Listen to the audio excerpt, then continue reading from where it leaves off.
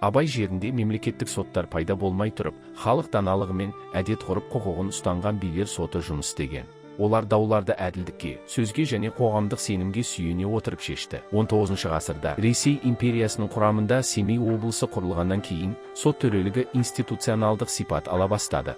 Ал 20 ғасырда тарих күрт жеделдейді. Ең күрделі жылдары сот төрелігін жүзеге асыруға тиіс болған адамдардың тағдырларымен бірге 1936-1937 жылдары Семей облыстық сотының төрағасы болып Нұрсейітов Нұржақұл Нұрсейітұлы қызмет атқарды. Бұл кезең кеңес сот жүйесінің қалыптасу кезеңі, қатаң саяси шешімдер мен жеке жауапкершіліктің жоғары деңгейімен есте қалады. Оның өмірбаяны туралы деректер аз сақталғанымен, сол жылдары сотты басқаруы кәсіби сенім мен тұрақтылыққа дәлел. Оны Тұрағұл Сыдықов, Абай ауданының тумасы, 1905 жылы туған азамат ауыстырды. Ол Новосемей ауданының халық судьясынан облыстық сот мүшесіне дейінгі жолдан өтті. 1938-1942 жылдары Семей облыстық сотын басқарды. Мұрағат құжаттары оның кандидатурасы адамның тағдырын жауапкершілікпен басқаруға қабілетті деп ұсынылғанын растайды. Қожабергенов Темірғали сот тарихында ерекше орын алады. 1905 жылы Орынбор облысында дүниеге келген ол Ақтөбе облысында халық судьясынан бастап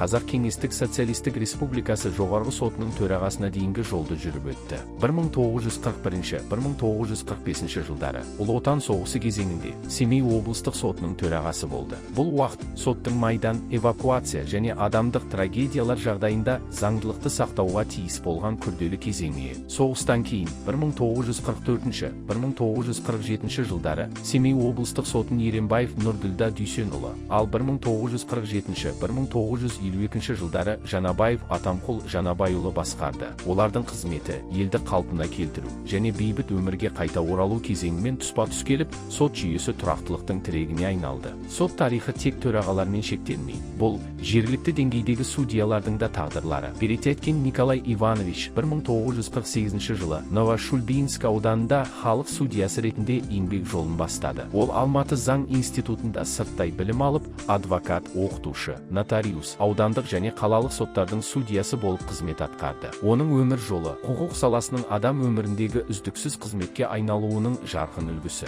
1956-1961 жылдары Семей облыстық сотының төрағасы болып Семей қаласының тумасы, Ұлы Отан соғысының қатысушысы Толмачев Николай Александрович қызмет атқарды. Оның тағдыры соғысты бастан өткеріп, бейбіт кезеңде заңға адал қызмет еткен ұрпақтың тағдыры. Сот тарихындағы ерекше кезең Түменов Ниязбек Түменұлының есімімен байланысты. Ол 1952 жылдан 1982 жылға шамамен 30 жыл бойы Семей облыстық сотын басқарды. Бұл сот институттарының жүйелі дамуы мен кәсіби судьялар мектебінің қалыптасу кезеңі. Ерен еңбегі үшін жоғары мемлекеттік наградалармен марапатталып, Қазақстанның еңбек сіңірген заңгері құрметті атағына ие болды. Сот тарихы бұл адамдар тарихы, ал әділетке адал әрі жауапты қызмет еткен жандардың есімі сақталған сайын бұл тарихта жалғаса береді.